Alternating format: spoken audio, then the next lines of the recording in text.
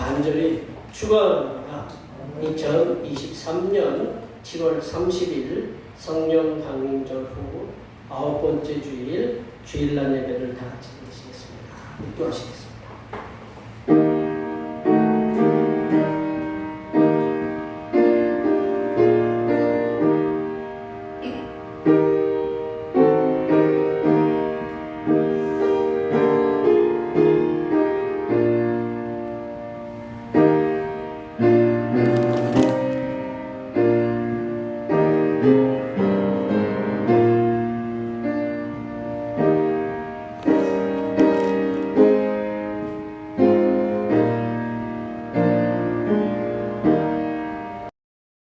악한 계획을 스스로 자랑하는가? 하나님의 인자하심은 항상 있도다. 주께서 이를 행하셨으므로 내가 영원히 주께 감사하고 주의 이름이 선하심으로 주의 성도 앞에서 내가 주의 이름을 사모하리이다. 아멘. 용서와 자비로 하늘의 권세를 높이시는 하나님 아버지, 빛으로 오신 주님을 닮아 세상을 향하여 한 줄기 사랑의 빛을 발할 수 있는 하나님의 백성이 되게 하시니 감사드립니다. 오늘도 주시는 말씀을 통하여 주님만을 온전히 의지하게 하는 구원의 메시지가 우리의 영혼을 적시게 하여 주시옵소서. 거룩하신 예수님의 이름으로 기원하옵나이다. 아멘. 이 시간 다같이 일어나셔서 지난 한 주간 동안 우리들이 알게 모르게 지었던 우리의 모든 죄를 단죄에 맞춰서 침묵으로 고백하는 고백의 기도를 드리시겠습니다. 기도하시겠습니다.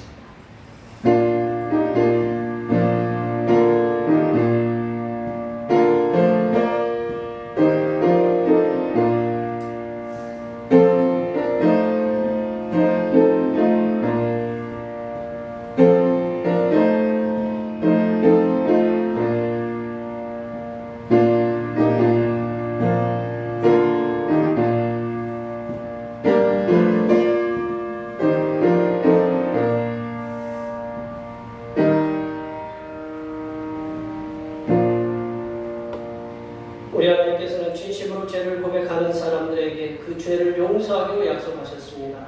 여호와께서 말씀하시되 오라 우리가 서로 변론하자. 너희의 죄가 주홍 같을지라도 눈과 같이 이어질 것이요 진홍같이 붉을지라도 양털같이 희게 되리라. 이 말씀에 의하여 우리의 죄가 용서받았음을 확신합니다. 아멘. 찬양 임재하셨습니다.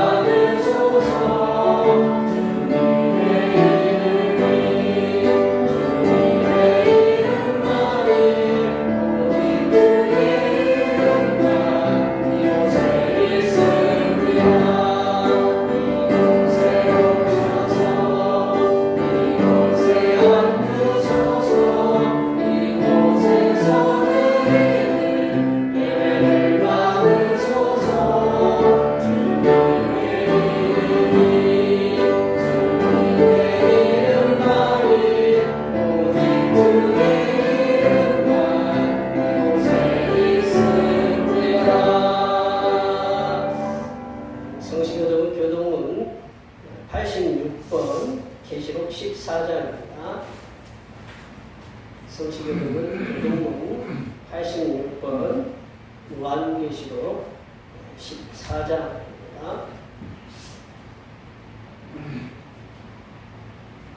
성시교독은 교동문 하시는 건 요한계시록 14장입니다. 또 내가 보니 보라 어린 양이 시온산에 섰고 그와 함께 14만 4천이 서 있는데 그들의 이마에는 어린 양의 이름과 그 아버지의 이름을 쓴 것이 있더라. 내가 하늘에서 나는 소리를 들으니 많은 물 소리와도 같고 큰 물의 소리와도 같은데 내가 들은 소리는 검고 타는 자들이 그 검고를 타는 것 같더라. 그들이 보좌 내 생물과 장로들 앞에서 새 노래를 부르니 땅에서 성령을 받은 14만 4천 밖에는 이미 이 노래를 배울 자가 없더라.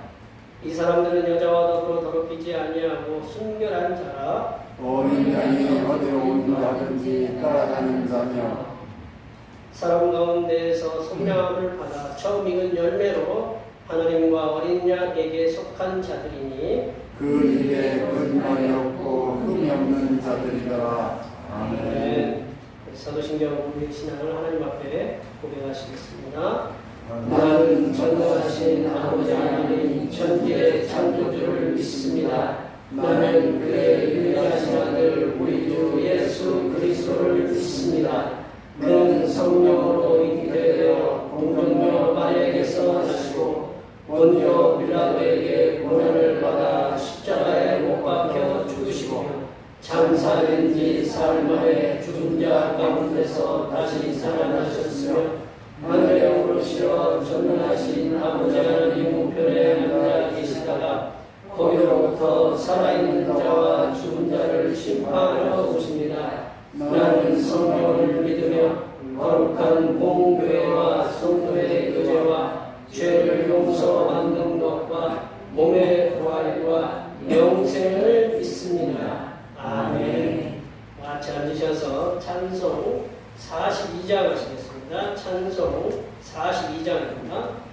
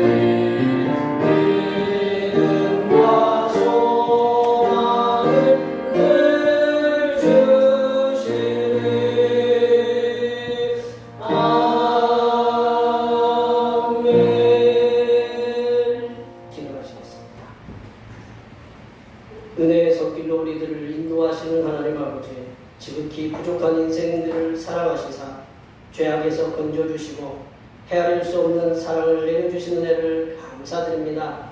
도저히 용서받을 수 없는 죄를 구원하신 사랑에 감사하여 이렇게 주님 앞에 나와 경배합니다. 날마다 우리의 삶이 인간적인 생각과 방법으로 살아가는 것이 아니라 하나님께서 내려주시는 지혜와 믿음과 기도를 통하여 우리에게 다가오는 시련과 고난을 이기며 살아가는 하나님의 자녀가 되게 하여 주시옵소서. 하나님 아버지, 지난 시간 동안 폭우와 장마로 인해서 수많은 사람들의 삶의 자리가 없어졌고 사랑하는 가족들을 먼저 보내는 아픔도 가슴 깊이 자리 잡고 있습니다.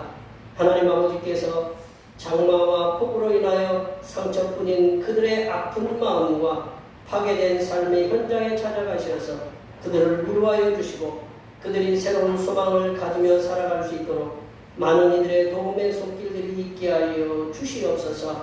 하나님 아버지, 수많은 인명피해와 재산피해를 가져왔던 장마와 폭우가 물러가고 이제는 무더위가 본격적으로 시작되어 많은 사람들이 산으로 들로 바다로 더위를 피해 휴식을 취하고 있사오니 이들의 쉼을 통하여 새로운 에너지를 얻게 하시사 남은 올해에도 활기차고 보람되고 감사한 일들이 충만한 삶을 살 수 있도록 하여 주시옵소서. 하나님 아버지, 대평교회 연로한 성도님들을 기억하여 주시옵소서. 이 무더위에 집에서나 들에서나 논에서나 어려움을 당하는 일이 없도록 눈동자처럼 지켜주시고 물질적으로도 어려움을 당하지 않도록 하나님의 전능하신 손길로 물질들을 채워 주시옵소서. 하나님 아버지, 이 시간 거룩하신 하나님의 말씀을 듣겠습니다. 내려주시는 말씀을 통하여 우리 심령에 하나님의 은혜와 하나님의 지혜가 충만하게 채워지게 하여 주시옵소서. 우리의 구원을 위해 십자가를 지신 우리 주 그리스도 예수님의 이름으로 기도하오며 이전에 주님께서 가르쳐 주신 기도로 기도하오니 하늘에 계신 우리 아버지, 아버지의 이름을 거룩하게 하시며 아버지의 나라가 오게 하시며 아버지의 뜻이 하늘에서와 같이 이 땅에서도 이루어지게 하소서. 오늘 우리에게 일용할 양식을 주시고 우리가 우리에게 잘못한 사람을 용서하여 준 것 같이 우리 죄를 용서하여 주시고 우리를 시험에 빠지지 않게 하시고 악에서 구하소서. 나라와 권능과 영광이 영원히 아버지의 것입니다. 아멘.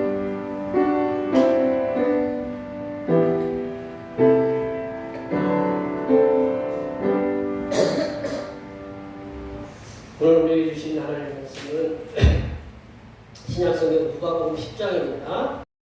38절에서 42절 말씀입니다. 신약성경 111쪽에 있습니다.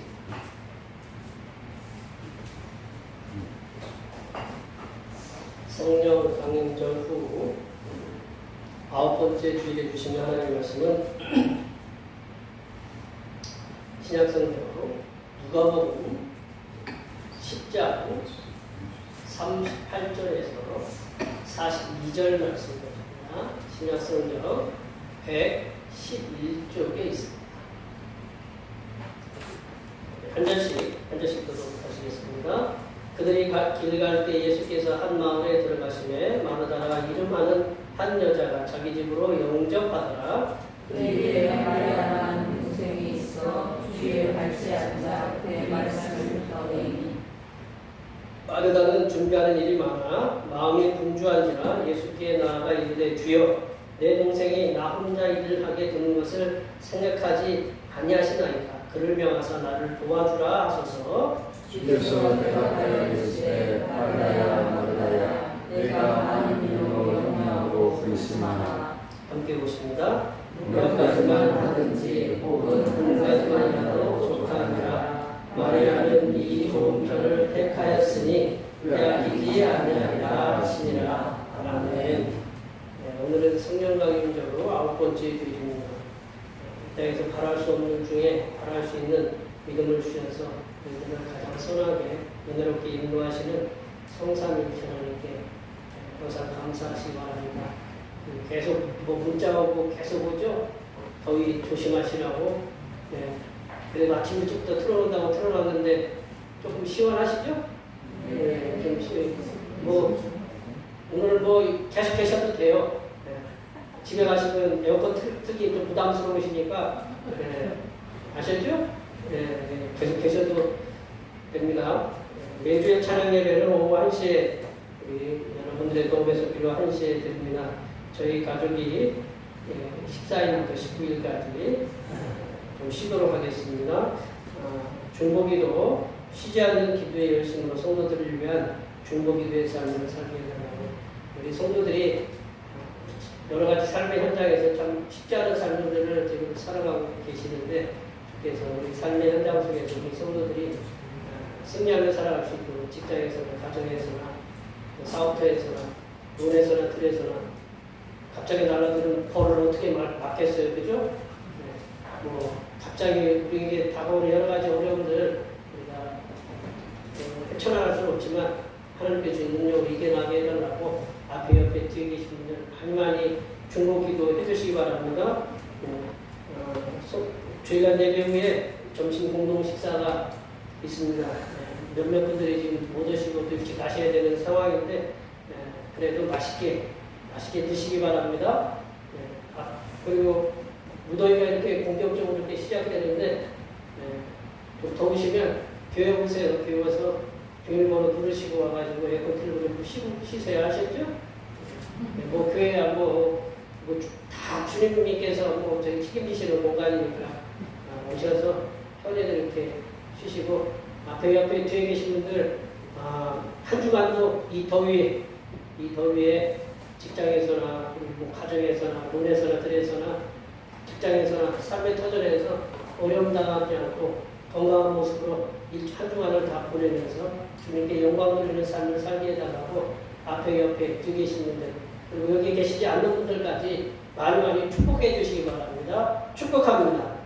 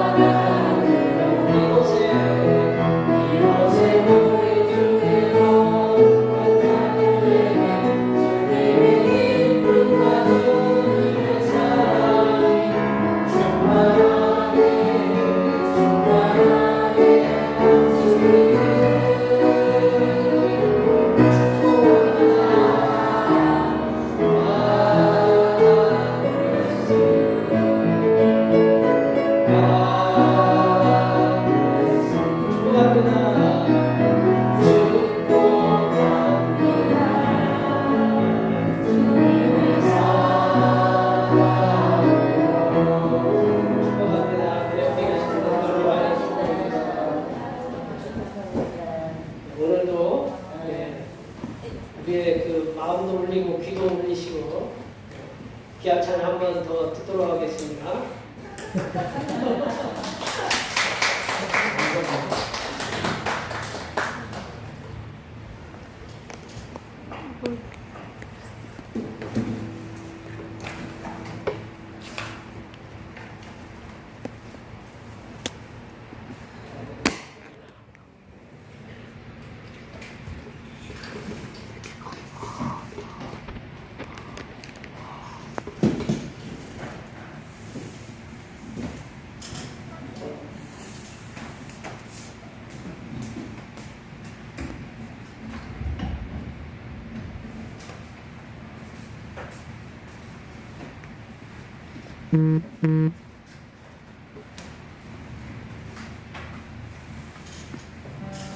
네, 지난주에는 지지난주에는 제가 내 힘으로 하려고 했더니 너무 긴장을 해가지고 오늘은 좀 주님의 힘으로, 주님의 이름으로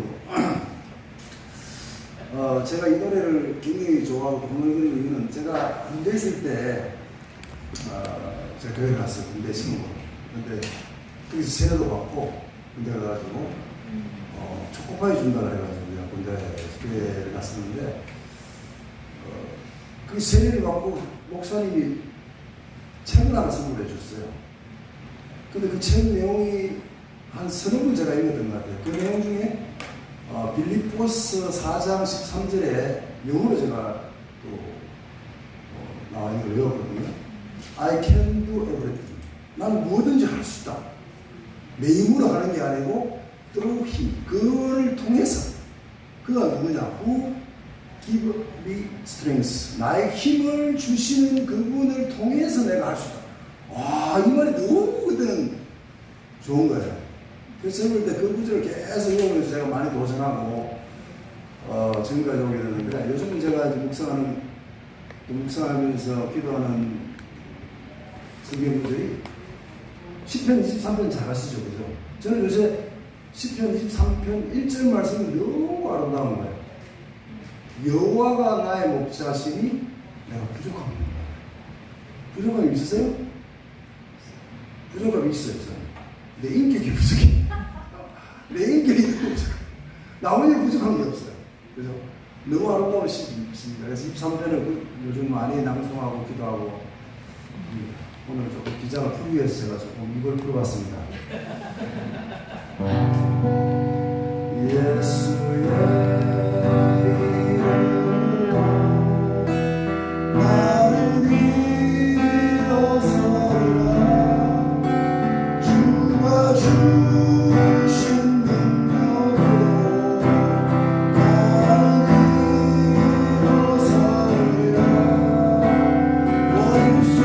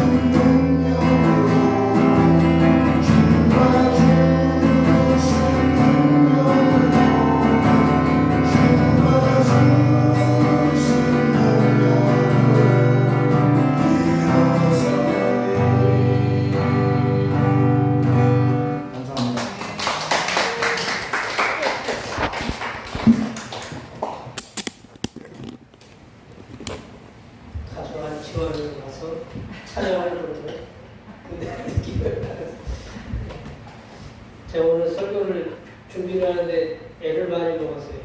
이 부분이 잘 알고 있는 말씀이면서도 쉽게 이렇게 풀어나갈 수 있는 말씀이 아니다라는 생각이 들어서 고민이 많아서 준비가 조금 부족했는데 그 부족한 부분을 우리 목사님이 찬양으로 이렇게 보충해 주셔서 좀 부족해도 은혜가 되리라고 이렇게 믿습니다. 반응 안 하시는 거 보니까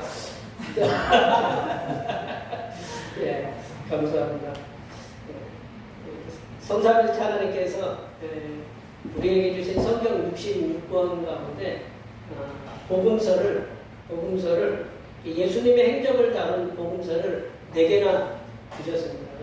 마태, 마가, 누가, 요한 이 4개 이렇게 복음서를 주신 것은 참으로 이렇게 감사한 일이다 라고 이렇게 우리가 늘 고백하고 있는데, 예수님의 행적을 한 사람의 관점으로만 보면 그렇게 우리가 편협하게 이렇게 갇힐 수 있는데, 유대인의 시각인 마태복음, 그리고 이방인의 시각인 오늘 이렇게 누가복음, 그리고 나가처럼 복음을 빨리 말씀을 전해야 되겠다, 엑기스만 딱 전했던 그 마가복음, 그리고 이제 이 말씀을 갖다가 마태, 마가, 누가는 땅에서부터 시작하는데 이 요한복음은 하늘로부터 태초의 말씀이 되시니라. 이렇게 웅장하게 딱 선포를 하고 나서 이 하나님의 예수님이 하나님의 아들이다.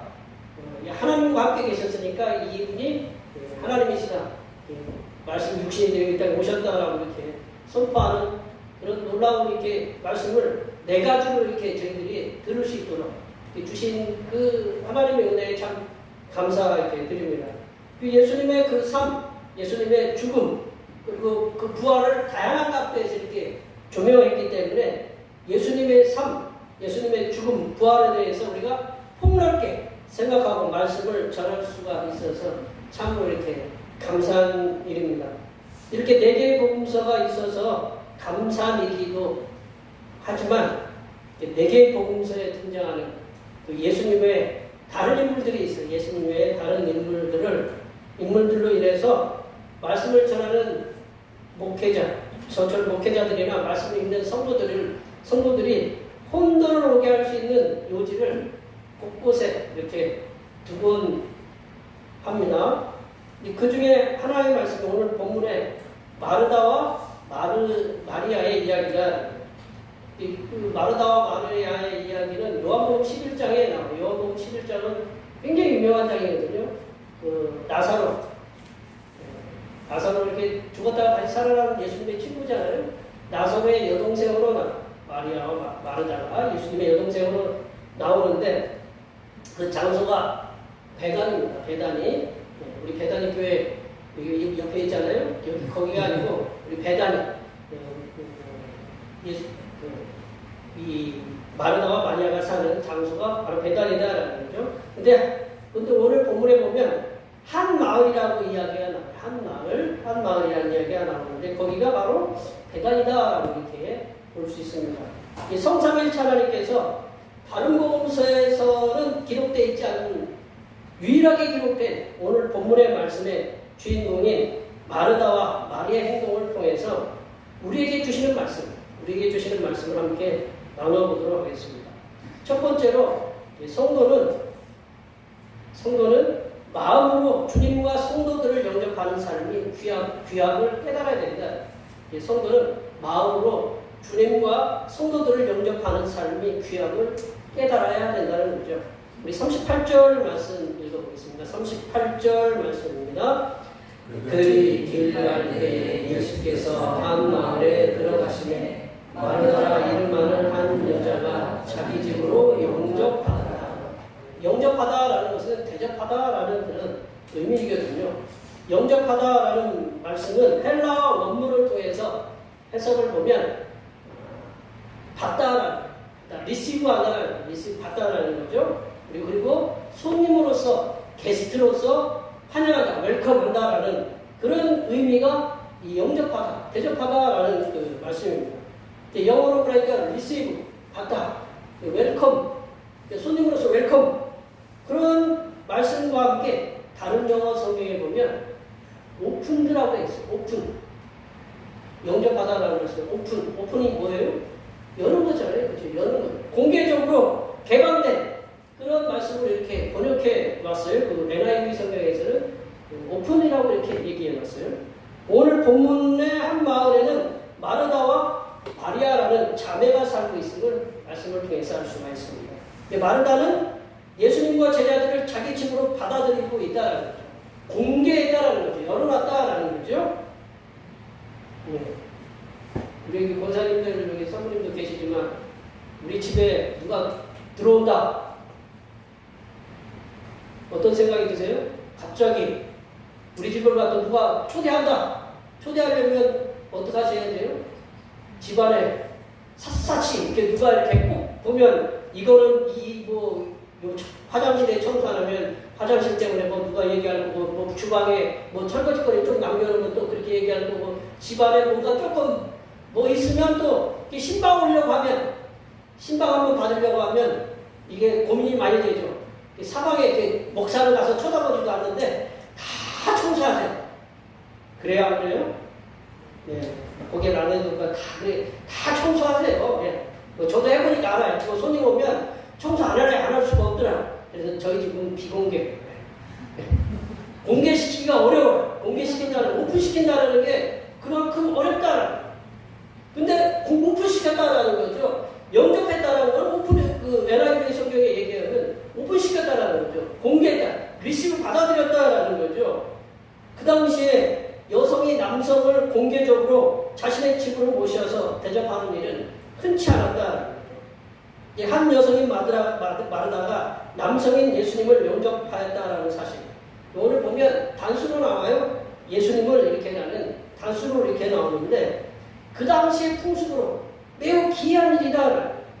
아니면 꺼리낌을 일으키는 일로 느껴졌음에 틀림없다고 학자들이 이렇게 얘기하고 있어요.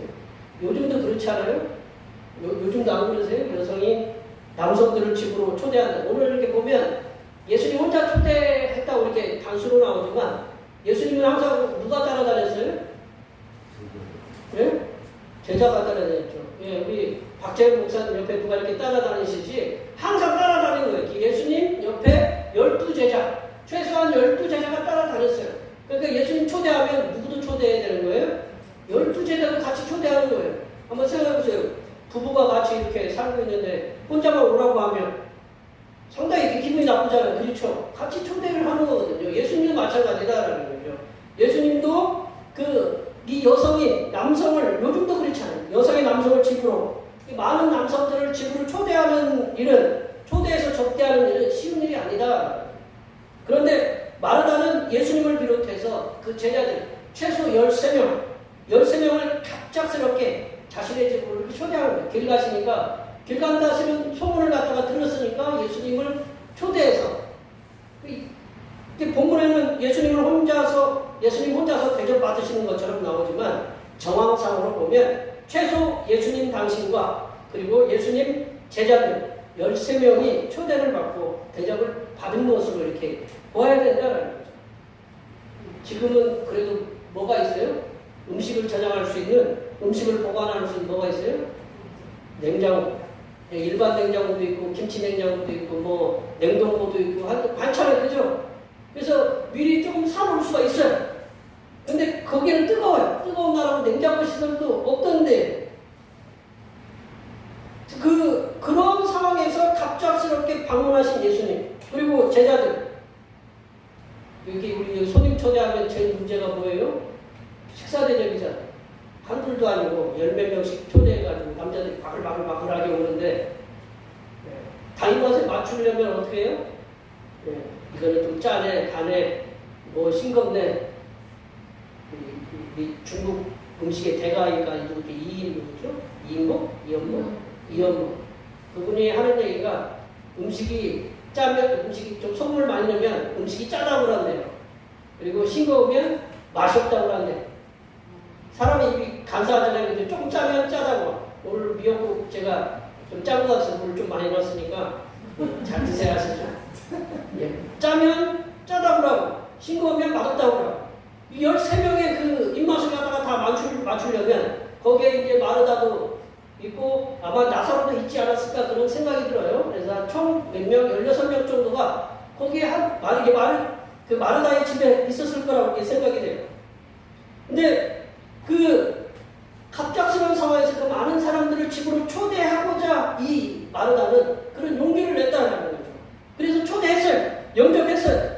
마르다는 예수님과 12제자들 식사를 비롯해서 식사를 준비하기 위해서 동분서주하고 있는 모습을 오늘 본문 말씀을 통해서 잘 들여다볼 수가 있다라는 거죠. 우리 40절 말씀의 앞에 부분에 보면 우리 성경 40절에 보시면 마르다는 준비하는 일이 많아 마음이 분주했다. 준비하는 일이 많겠어요? 적겠어요?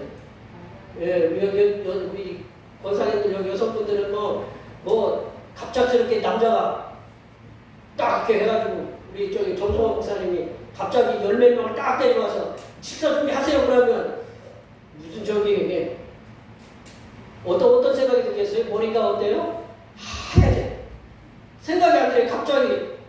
근데 보시면 40절에 마르다는 준비하는 일이 많아 마음이 분주했다라는 거죠. 거기에 보면 40절 말씀에 보면 준비하는 이라는 단어에 표시가 있죠. 거기에 이라고 써있고 그 밑에 보면 뭐라고 이렇게 써있어요? 봉사하는 봉사하는 걸 헬라어로 뭐라고 이렇게 써있냐면 디아코니아 이게 디아코니아는 섬김이거든요. 섬김. 우리 신학의 제일 중요한 주제 중에 하나가 디아코니아거든요. 섬김. 근데 나는 이 섬긴다라는 거, 서빙한다, 영어로 서빙한다라고 그랬어요. 서빙이 좋아요? 아니면 앉아서 대접받는 게 좋아요? 서빙하는 게 당연히 싫죠. 대접받는 게 좋잖아요. 준비할 것들이 많았다라는 거예요. 봉사할 것들이 많았다라는 거죠. 이게 말하자면 예수님과 제자들을 위해서 봉사하는 일들이 많았어요. 그래서 마음이 분주했다라는 말을 헬라어로 보니까 걱정이 많았다. 걱정이.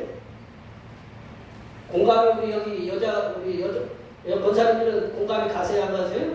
공감이 가. 박재현 목사님 갑자기 김일빈 목사가 갑자기 불러가지고 5명을 갖다가 그 양평에 갑자기 불렀다 그러면 머리가 하얘지실 거예요.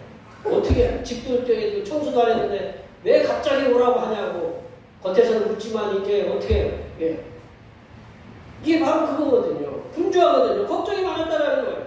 예수님께서도 마르다가 준비하는 그리고 봉사하는 일이 많이 있음을 오늘 본문 말씀을 통해서 41절 말씀을 통해서 그렇게 얘기하고 계세요. 우리 41절 말씀 다 같이 한번 읽어보겠습니다.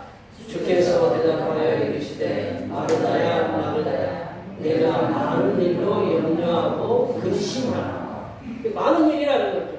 일이 많아요. 한 끼의 식사에 16명이 먹어야 하는 그런 음식의 종류가 몇 가지만 된다고 하더라고요. 그럼 제일 먼저 뭐를 해야 돼요? 밥을 해야 되잖아요. 밥을 안 쳐야 되잖아요. 근데 거기는 빵을 구워야 되잖아요. 빵 구려면 어떻게 해야 돼요? 뭐라 그래, 발효시키는 거? 누룩도 넣어야 되고, 그래서 막 구워야 되고, 한 사람당 하나씩만 줘도 16개를 구워야 돼요. 그리고 또 이제 포도주도 준비해야 되는 거죠, 포도주. 포도주 이제 갑자기, 많은 분들이 이제 그 당시에는 포도주가 음료수니까. 그리고 또 이제 그분들 대접하려면 손을 씻을 물도 있어야 되잖아요. 우리 음식 먹을 때 손 안 씻어요? 물이 갖다 금방 나오지 않잖아요. 수도가 틀으면 우리가 나오는 게 아니거든요. 물도 다 갖고 와야 되잖아요. 그리고 만약에 거기도 또 주님이 오시니 귀한 손님 오면 또 뭐를 대접해요? 고기가 들어가야 되잖아요, 고기.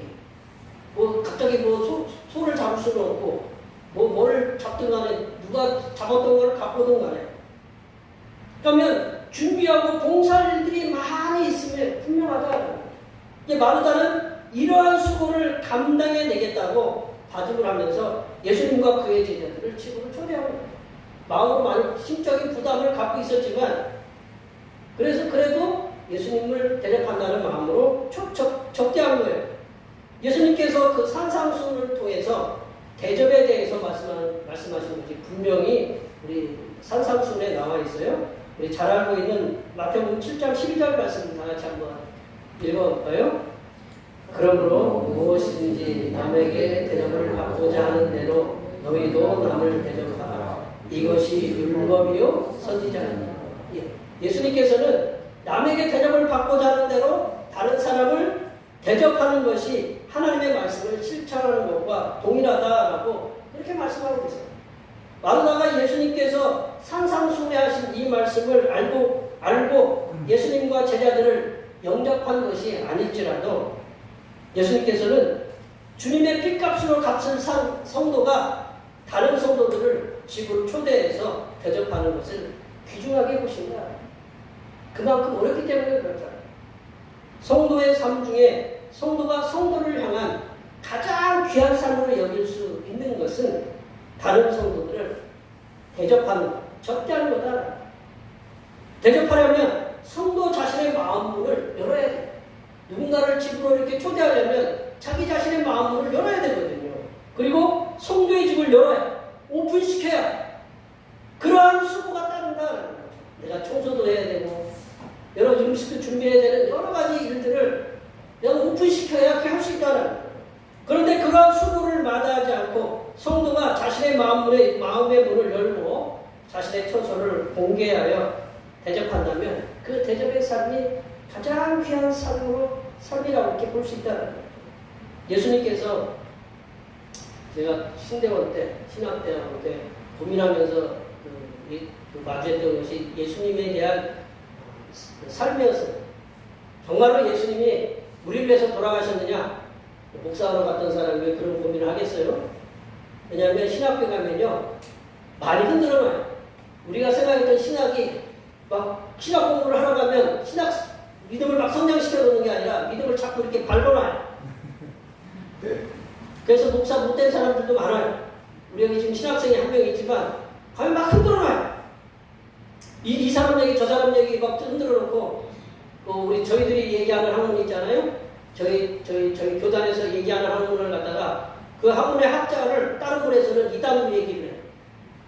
그러니까 저희들이 어떻게 했어요? 네. 그런 말씀들을 많이 이렇게 접하면서 많이 흔들어놔요. 그러니까 어떻게 했어요? 흔들어 놓으니까 흔들려요. 여기 계신 분들 우리 쌀이라든가 흙을 갖다 이렇게 우리 모래가 아니 우리 깨나 뭐 이렇게 해서 뭐 이렇게 많이 담으려면 그냥 위에서 막 담아야 아니면 흔들어서 다 이렇게 채워야 많이 가요? 흔들어야죠. 우리 쌀도 한 발 담을 때 그냥 대충 담으면 그게 그 쌀이 꽉 안 차거든요. 막 흔들면 더 많이 들어가거든요. 왜 우리가 하나님께서 우리 신학교를 가서 이렇게 흔들어 놓으냐면 꽉꽉 채우라고. 막 다져야 되잖아요. 우리가 흙을 갖다가 얇게 다지면 집안이 흔들려서 위험하잖아요. 그래서 우리 성도들을, 우리 신학생들을 하나님이 막 흔들어 놓아요. 가면 그 흔들어 놓은 게 자꾸 다져져서 거기서 못 견디면 신학을 못하는 거고, 견뎌서 잘 다져지면 이렇게 목사로서 이렇게 삶을 살아갈 수 있는 거예요. 저도 예수님에 대해서 많은 고민을 했어요. 많이 흔들려서 저희들이 그 중에 이제 책 한 권을 읽었는데, 책 중에 그 예수님의 삶에 대해서 아주 분석적으로 해놓은 책이 있어요. 역사적 예수라고. 우리 친구 목사님 후배가 그 책을 번역을 해서 아주 감명 깊게, 여러분들이 보면 무슨 이런 책을 읽느냐 했지만 아주 감명 깊게 읽었어요. 그 책을 읽으면서 가장 그 핵심적인 내용이 뭐냐? 저는 그걸 봤어요. 뭐 예수님의 삶 중에 가장 중요한 삶이 뭐냐? 뭐 십자가에 돌아가시고 못 박혀서 우리 위해서 부활하셨고, 그것도 그 삶도 중요하지만 예수님의 3년 동안 공생 기간에서 백성들과 제자들과 살면서 가장 중요하게 생각했던 그 사역 가운데 하나가 뭐냐면 식탁 공동체를 통한 교제였다. 여러분 생각해보세요. 식탁에 초대하는 사람은, 여기 계신 분들이 누군가 식탁을 초대하려면 누구를 초대해요? 아무 상관없는 사람, 뭐 이렇게 옷도 세상에 참 남루한 사람들, 뭐 그걸 우리가 우리 적대시하는 건 아닌데, 우리가 그들을 누군가를 초대하기 위해서는 그 초대하는 사람과의 친분이 있어야 돼. 근데 예수님은 누구를 초대했어요? 예수님은 누구 친구라고 이렇게 성경에 나와요? 세리와 창기의 친구들이라. 예수님이 식탁에서 공동적으로 이렇게 오픈시켜가지고 그들을 받아들이셨다라는 거죠. 생각해보세요. 우리들 누군가의 아주 악랄한 사람들, 이렇게 살인한 사람들하고 내가 식당을 같이 초대해서 먹었다. 그러면 어떻게 뭐라고 생각할까요? 너 살인자의 친구구나. 예수님은 그런 얘기를 들었다라는 거죠. 예수님께서 공생의 기간 중에 가장 중요하게 생각하셨던 것 중에 하나가 식탁 공동체를 통한 교제이다. 식탁 공동체를 통한 식탁의 교제가 이루어지려면 예수님 당시께서도 오픈시켜야 돼. 열어놔야 돼. 그리고 누군가의 수고와 희생이 필요하다라는 거죠. 그러므로 여기에 모여서 예배하신 모든 성도님들께서는 매주일 우리가 식탁의 교제를 하잖아요. 식탁의 교제를 통해서 성도의 교제를 갖고 있어요. 그렇게 하기 위해서는 여기 계신 성도님들의 수고와 희생이 필요하다라는 거죠. 그래서 성도님들의 서로를 위한 수고와 희생을 아끼지 않아서 하나님께서 귀하게 쓰시는 하나님의 자녀들이 되시기를 바랍니다. 두 번째로, 성도가 주님과 성도들을 영접할 때 놀라운 역사가 일어납니다. 성도가 주님과 성도들을 영접할 때 놀라운 역사가 일어난다. 우리 39절 말씀 읽어볼까요? 39절 말씀입니다. 그에게 마리아라 하는 동생이 있어 주의 발치에 앉아 그의 말씀을 듣더니, 이 예수님을 자신의 집으로 초대해서 영접한 이는 언니 마르다였어요. 언니 마르다. 마르다는 예수님과 제자들을 대접하기 위해서 여러 가지 음식 준비를 위해서 분주하게 움직이고 있었다는 거예요. 그러던 사이에 집 안에서는 예수님과 제자들 그리고 마르다의 동생 마리아가 예수님의 발치에 앉아서 예수님의 말씀을 듣고 있었다. 단순히 예수님의 발치에 앉았다라는 말이 그냥 들리는 게 아니라 예수님의 발치에 앉았다. 예수님은 선생이거든요. 랍비거든요. 스승이거든요. 스승의 발치에 앉아서 말씀을 듣는 사람은 제자밖에 없다. 그러면 마리아가 뭐예요? 예수님의 제자라는 거죠. 그 당시에 제자는 스승의 발치에 앉아서 말씀을 듣는 것이 통상적인 그런 상황이었어요. 그런데 놀라운 사실은 그 당시에는 여성을 제자로 삼는 일이 없었다. 우리 저기 어르신들이 저희 어머니 때도 그렇고 우리 여기 권사님들 때도 그렇고 여자가 공부를 해서 뭐해? 그런 얘기 들어보셨어요? 안 들어보셨어요? 들어봤어요. 예. 그래서 어떻게 했어요? 공부 안 시키죠? 예. 저희 어머니도 글을 몰라가지고 좀 어려움을 당하셨어요. 그 당시 그러니까 예전에 우리 어르신들 그 표현 죄송합니다. 우리나라 속담에 참 안 좋은 속담이 하나가 암탉이 집에서 울면 어떻다고 그랬어요? 네, 그런 표현들이 있었잖아요. 그다음 지금 우리 얼마 전에도 그런 표현이 있었는데 수천 년 전에 여자가 스승이 돼서 그 얘기하면 얘기 안 들었어요. 제자가 왜 예수님의 제자가 되려고 하겠어요? 스승의 그 길을 걸으려고 제자가 되려고 이렇게 예수님 발치에서 배우는 거잖아요. 그 당시 여자를 학생으로 받아들이는 것은 유대교의 랍비에는 맞지 않는 일이라고 그게 통상적으로 그렇게 들었어요. 근데 예수님은 여성을 마리아를 제자로서 이렇게 받아들이는 그래서 가르치고 있다는 거죠. 예수님께서는 마리아를 12 제자처럼 동일하게 대우하시고 예수님의 발치에 앉아서 말씀을 듣는 것을 허락하셨습니다. 그리고 예수님의 제자가 된 것을 인정하신 것이나 마찬가지다. 예수님을 자신의 집으로 초대해서 영접하려고 동분서주하는 언니는 마르다예요. 그런데 예수님의 발치에 앉아서 예수님의 말씀을 듣고 예수님의 여자제가 된 것은 마리아였다. 이 관계를 잘 생각하셔야 돼요. 영접하는 건 누구예요? 마르다예요. 마르다인데 그 마르다를 통해서 여제자가 된 건 누구예요? 동생 마리아다. 마르다가 예수님과 제자들을 영접하느라 분주했지만 말씀을 통해서 은혜를 받고 하나님의 사명자로 시험을 받은 것은 놀랍게도 마리아에게 임했다. 우리 커가면서 그렇잖아요. 우리 자녀들을 키우면서 자녀 중에 하나는 목사를 시켜야지 뭐 우리 혹시 그런 생각들 이렇게 하시는 분들 계시잖아요. 저는 절대 그런 생각 안 했어요. 알아서 지들이 하라고. 우리 셋이 있지만 알아서 하면 하고. 왜냐하면 목사의 길이 쉽지 않다라는 건 다들 알고 계시죠? 근데 저놈은 꼭 목사가 되면 좋겠다라고 했는데 안 가. 근데 서원을 하면 어쩔 수 없이 이제 코에 껴서 이제 가긴 가더만요.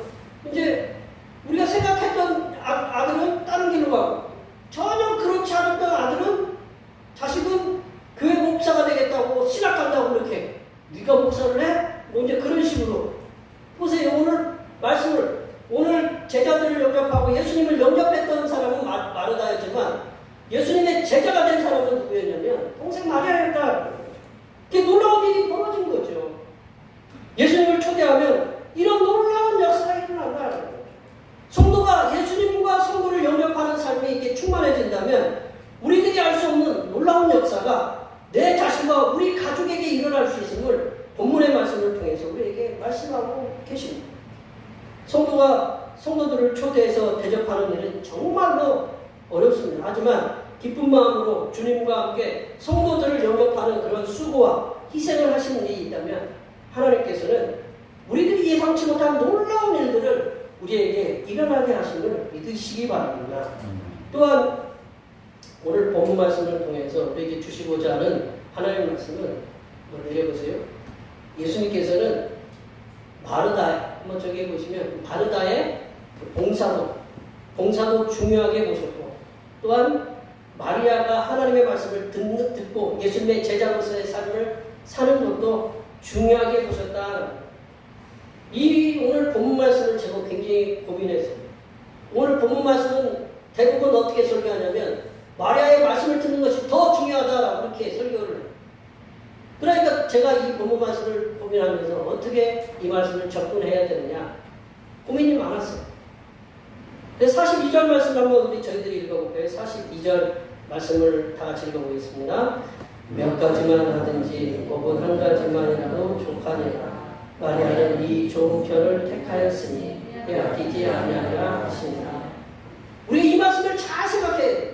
이 말씀은 말씀을 듣는 것만 중요하다라고 생각하면 마르다의 봉사는 우리 주방에서 봉사하는 것은 아무것도 아니게 되어버려요. 예수님의 이 말씀을 우리가 잘 묵상해 보면 마르다의 봉사의 사역보다 마리아가 제자로서의 그 삶의 사역이 크다. 그렇게 얘기하려고 하는 것이 아니다. 예수님께서 하시는 이 말씀은 마르다의 봉사의 사역, 디아코니아의 사역도 중요하고 마리아의 제자로서의 사역, 캐리마, 말씀을 선포하는 사역이 동일하게 중요함을 말씀하고 계신다. 그렇죠. 교회 말씀만 풍성하면 뭐예요? 세상에 나가서도 봉사를 해야 되잖아요. 그거 보여줘야 되잖아요. 그래 저희 다른 교회에서 저희 교회 와서 우리 봉사도 하고 얼마 전에는 저희 이웃교회에서도 서울 생활학교에서 와가지고 우리 봉사도 하고 뭐 여러 가지 마을 봉사도 했다고 그래요.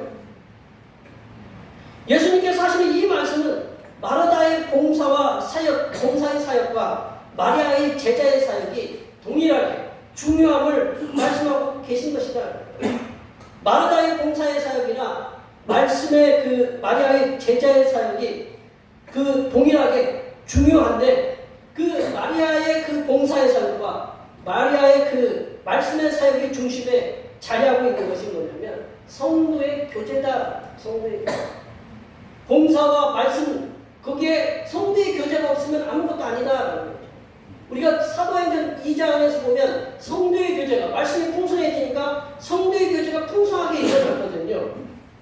교회는 말씀이 중심이 된 예배와 교육이 필요합니다. 또한 그리고 그 말씀을 중심으로 인해서 봉사의 사역, 선교와 구제를 통한 성도의 교제, 이 양날개가 어떤 분들은 두 날개라고 이렇게 얘기하지만 이 양날개가 아름답게 어우러져야 건강한 교회가 될 수 있다.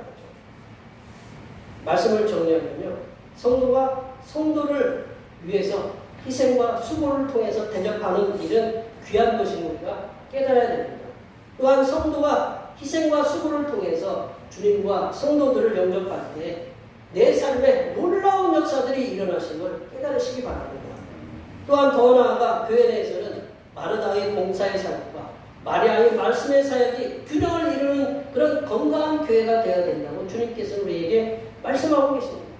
여기에 모여 예배하시는 모든 주님의 백성들께서는 성도님들을 즐겁게 대접하시는 삶을 통해서 우리 주님께서 우리들에게 역사하시는 그런 놀라운 일들을 체험하시면서 교회 내에서 성도의 아름다운 교제를 이루어 가시면서 교회가 하나님 나라의 전초기지로 만들어 가시는 하나님의 자녀들이 되시기를 간절히 축원합니다.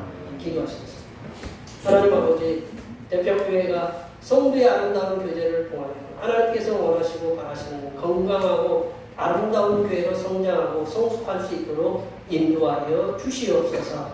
거룩하신 예수님의 이름으로 기도하옵나이다. 오늘 우리에게 주신 말씀 생각하시면서 찬송 219장 하시겠습니다. 찬송하시면서 준비하신 내용 하나님 앞에 드시겠습니다.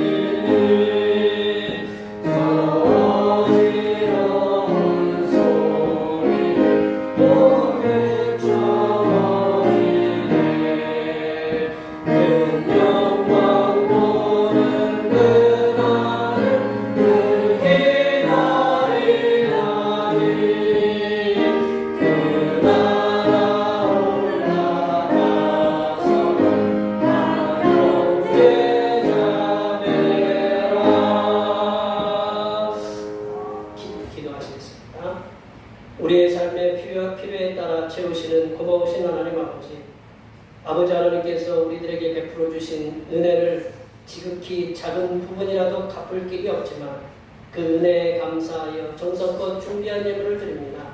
즐겁게 받으시사 흠양하여 주시고 하나님의 한없는 은혜가 충만하게 임하게 하여 주시옵소서.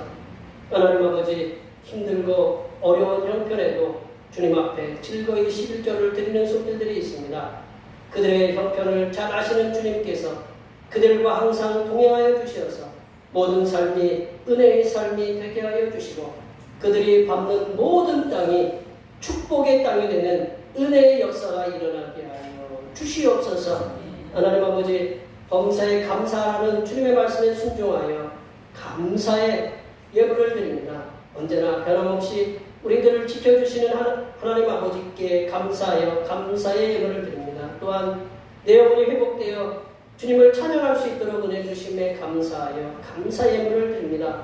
이렇게 여러 가지 모양으로 감사의 예물을 드렸사오니 이 무더운 여름날이 다 지나가기까지 강건하게 지켜주시고 바친 손길들이 주님의 축복의 통로가 되어 많은 사람들이 축복을 받아 누리는 기쁨이 충만하게 임하게 하여 주시옵소서. 하나님 아버지, 오늘도 한결같은 마음으로 주님 앞에 주일 헌금을 드립니다. 이 한 주간도 주님께서 선하게 베풀어 주시는 사랑하심과 은총의 역사 가운데 복된 길로 인도하여 주시옵소서. 이 땅의 영혼 구원을 위해 선교헌금을 드립니다. 대평교회의 영혼을 구원으로 인도하는 역사가 이 지역을 넘어 세계로 확장되는 은혜가 있게 하시고 바친 손길들의 삶이 더 풍성하게 선교하는 은혜가 임하도록 물질의 복을 충만하게 부어 주시옵소서. 이 땅 주님께서 이 땅에 보내주신 생일을 맞이하여 생일헌금을 드립니다. 다가오는 명년의 생일까지도 건강하고 복되게 지켜 주시옵소서.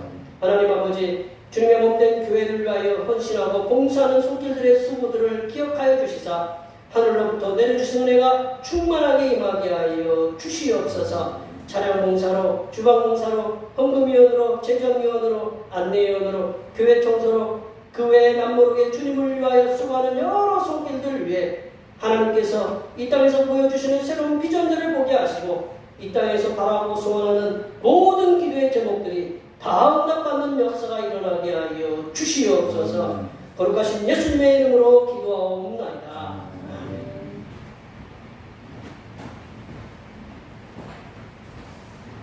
같이 일어나셔서 사명선언을 정하시겠습니다. 대평교회 사명선언은 대평교회 사명은 하나님께서 우리와 함께 하시는 절대 위임과 우리 가족을 사랑으로 구원하여 주심과 교회를 부흥시켜 주심을 비전 삼아 지역과 나라와 세계의 소금과 빛의 사명을 감당하는 것입니다. 믿음으로 하나님을 기쁘시게. 아멘. 거룩한 삶으로 제청하시겠습니다. 거룩한 삶으로 세상에게 선한 영향력을 나타내는 교회 되자. 결단의 찬송, 선한 능력으로 찬송하시겠습니다.